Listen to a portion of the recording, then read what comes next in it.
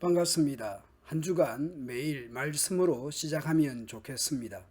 약속의 땅을 정탐한 이들의 악의적인 보고와 백성들의 원망은 하나님을 불신하는 것이었습니다. 결국 하나님은 그들에 대해 심판하십니다. 주께서 모세와 아론에게 말씀하셨습니다. 나를 원망하는 이 악한 회중이 언제까지 그럴 것이냐? 나를 원망하는 이스라엘 자손의 원망을 내가 들었다. 너는 그들에게 이렇게 말하여라. 주의 말이다. 내가 나의 삶을 두고 맹세한다. 너희가 나의 귀에 들리도록 말한 그대로 내가 반드시 너희에게 하겠다. 그들이 말한 대로 해주겠다는 것입니다. 그들이 어떤 말들을 하였는지 봅시다. 차라리 우리가 이집트 땅에서 죽었더라면 더 좋았을 것이다. 아니면 차라리 우리가 이 광야에서라도 죽었더라면 더 좋았을 것이다. 그런데 주님은 왜 우리를 이 땅으로 끌고 와서 칼에 맞아 죽게 하는가? 왜 우리의 아내들과 자식들을 사로잡히게 하는가?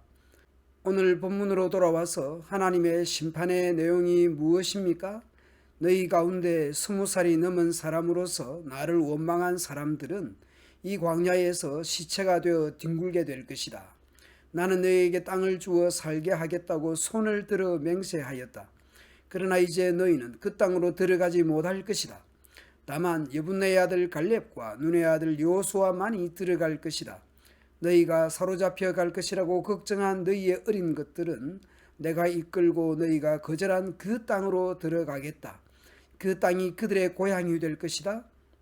그러나 너희는 이 광야에서 시체가 되어 뒹굴 것이다.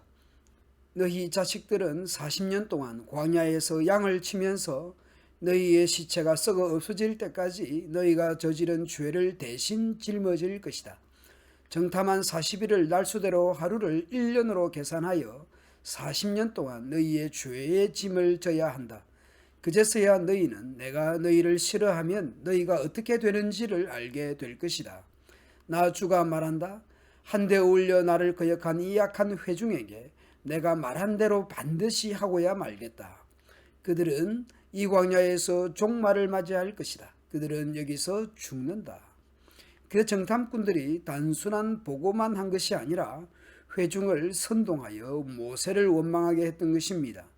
그 땅에 대하여 나쁜 소문을 퍼뜨린 사람들은 주 앞에서 재앙을 받아 죽었고, 그 땅을 탐지하러 갔던 사람들 가운데서 다만 눈의 아들 여호수아와 여분네의 아들 갈렙만이 살아남았습니다. 하나님의 심판 예고를 들은 백성들은 매우 슬펐습니다.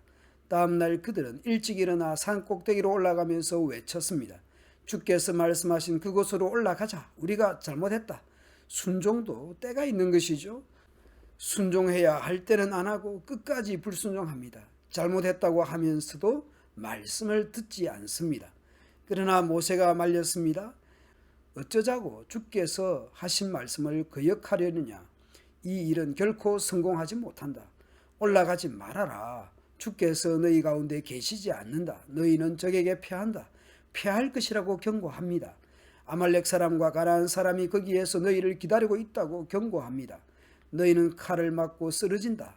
왜냐하면 너희가 주를 등지고 돌아섰고 주께서 너희와 함께 계시지 않기 때문이다. 계속 경고했습니다. 그러나 그들은 더 생각하지 않고 산 꼭대기로 올라갔습니다. 그러나 주의 언약궤와 모세는 진 안에서 움직이지 않았습니다. 그때에 바로 그 산간 지방에 살던 아말렉 사람과 가나안 사람이 내려와서 그들을 무찌르고 호르마까지 그들을 추격하였습니다. 신명기에서도 오늘 내용에 대해서 말씀하고 있지요. 신명기 1장에서 그 내용들을 파악할 수 있습니다. 올라가서 차지하라, 두려워하지 마라, 주저하지 마라 하셨습니다. 그런데 정탐꾼을 먼저 보내자고 그들이 주장하면서 정탐꾼을 보냈습니다. 그러나 정탐꾼의 악한 선동에 결국 올라가기를 거절할 뿐만 아니라 원망합니다. 여호와께서 우리를 미워하심으로 아모리 족속의 손에 넘겨 멸하시려고 우리를 애굽 땅에서 인도하여 내셨다. 거짓말을 하고 있고 선동하고 있습니다. 결국 하나님께서 심판하셔서 광야로 들어가라고 하십니다. 40년을 광야에 떠돌 것을 명령합니다. 그런데 이제 와서 명령하신 대로 우리가 올라가서 싸울 것이라 하면서 실제로 경솔이 가볍게 산지로 올라가려 할 때도 하나님은 올라가지 말고 싸우지 말라 하십니다. 함께하지 않으니 패할 것이라 경고합니다. 그런데 그들은 하나님의 명령을 가볍게 여기고 거만하게 산지로 올라갔습니다. 결국 패합니다. 처음에도 이제도 끝까지 불순종합니다. 끝까지 하나님 말씀은 무시하고 자기 뜻대로 행동합니다.